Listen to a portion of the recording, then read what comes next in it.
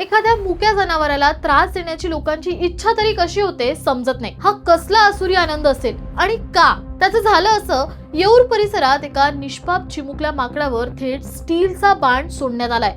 हो, तुम्ही बरोबर ऐकलत, तो बाण त्या माकडाच्या अंगातून आरपार घुसला होता। बाणाचं स्वरूप बघून असं वाटतंय की हे कोणत्या तरी प्रोफेशनल आर्चरचं काम असू शकतं। येऊरच्या परिसरात जे बेकायदेशीर स्टड फार्म्स आणि टर्फ चालतात, तिथे अशा खेळांच्या नावाखाली मुक्या प्राण्यांच्या जीवाशी खेळ सुरू आहे का?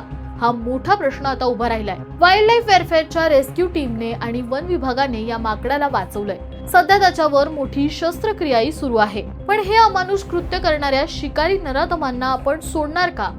वन्यजीव कायद्यानुसार आता कारवाई सुरू झालीये, पण त्यासोबतच आपल्यालाही जागरूक राहण्याची फार गरज आहे। तुम्हाला काय वाटतं? अशा लोकांवर कोणती कारवाई व्हायला हवी? कमेंट्स मध्ये सांगा आणि अशाच अपडेटसाठी फॉलो करा सलाम ठाणे।